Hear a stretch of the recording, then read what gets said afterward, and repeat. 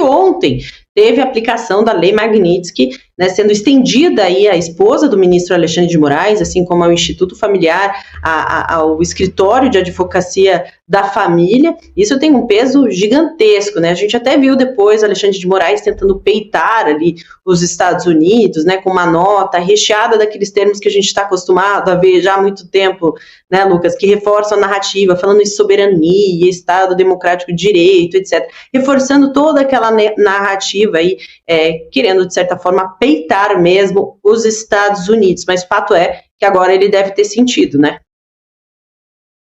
Pois é, Mari, só um parênteses que você citou de maneira muito inteligente, vai lembrar o seguinte: o Trump também elogiou, por exemplo, o ditador da China, Xi Jinping, disse, olha, ele é meu amigo, ele é um homem de verdade. Uma semana depois da reunião, a taxação que era de 50% foi a 125%.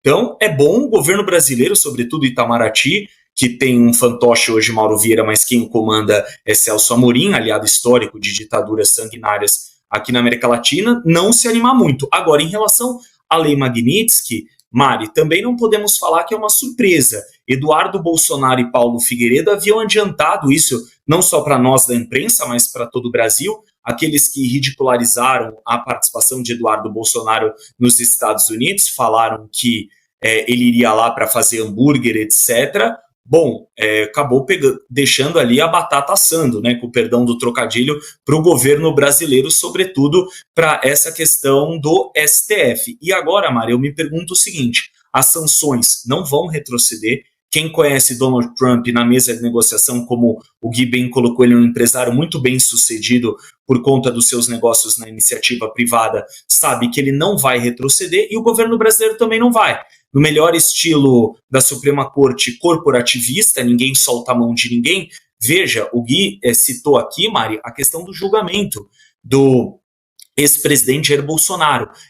Quando nós tivemos o primeiro dia ali dos votos, né, que foi do ministro Flávio Dino e depois Alexandre de Moraes, eu disse à época, eu falei, olha, hoje votaram 2 ministros, amanhã vota o juiz, e votou o Fux. Por isso que ele levou 13 horas ali e colocou todos os pontos. E veja, antes do Moraes votar, antes do Flávio Dino votarem, eles falaram da anistia, que a anistia era inconstitucional.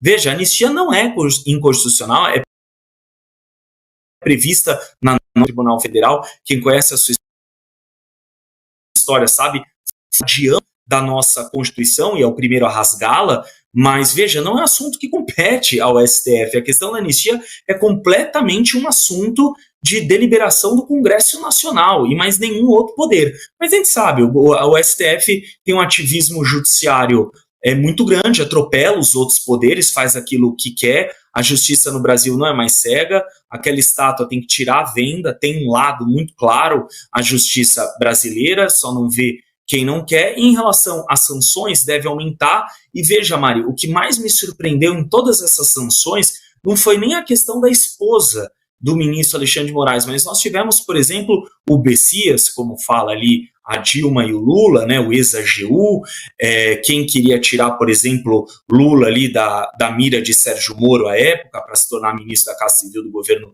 Dilma, por exemplo, a questão da saúde. A gente pega muito a questão do cancelamento de visto do Padilha, mas todo o segundo e terceiro escalão do Ministério da Saúde, que é muito semelhante ao corpo técnico que tinha Dilma Rousseff, teve o visto cancelado. Por quê? Porque através do programa Mais Médicos, eles financiavam a ditadura cubana. Então pagava-se 15 mil para o médico, 5 ficava para o médico, 10 iam para o regime cubano, e sem contar, né, para falar a qualidade bem discutível desses médicos, que já seria um outro tema. Mas dá para perceber que os Estados Unidos estão muito de olho. Embora Bolsonaro não tenha sido citado no discurso de Trump à ONU, tenho certeza que ele está sendo lembrado na Casa Branca toda semana, Mari.